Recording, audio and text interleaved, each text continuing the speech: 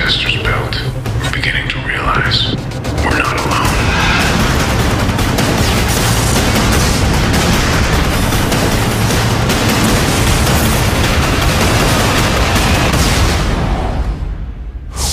Red Faction 1 was very successful right out of the gate. The ratings were really high, got a lot of very positive reaction out of the fans.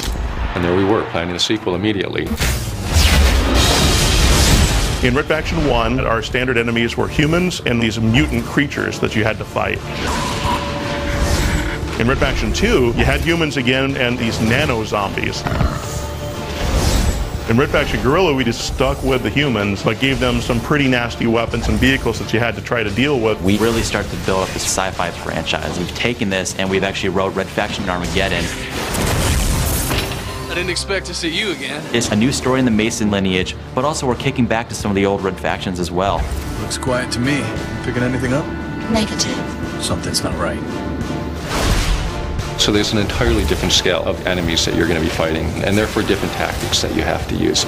We now have aliens this time. It's these creatures that have been living on Mars. You'll see the Creepers, which are the first low line of enemies that you'll face in the game. These guys like to melee you, they like to spit acid at you. Then we have the Ravagers, they're kind of like the mid-level infantry. They stick to buildings, they can throw lightning bolts at you. And then we have some of the bigger enemies, the tanks, the heavies.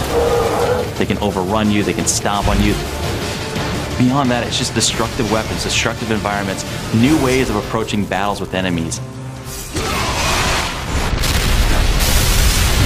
Geomod means geometry modification. You fire a rocket at that wall, it shouldn't just turn black. There should be a hole in that wall, and it should go through that wall and blow up something on the other side of that wall. Our prime weapon, our signature weapon, is definitely the magnet gun. The magnet gun in Red Faction Armageddon is this amazing piece of weaponry where the player fires out an attractor, and then you fire out the second part, which is propelled towards whatever you put the attractor on.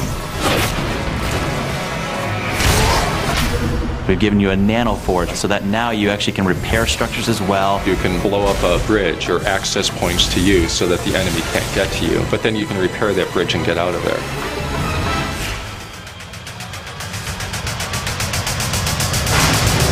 We've had a lot of fun being able to come up with some of these types of weapons that are really maximizing destruction. I think at the core of it, it is a game, it's entertainment, and it's got to be fun. I think we've really tightened it up with Red Faction Armageddon. It's still the only destruction game in town. We give a lot for fanboys, but we also want to cater this, so if you're new to the Red Faction universe, you can jump in and see what you've been missing all these years.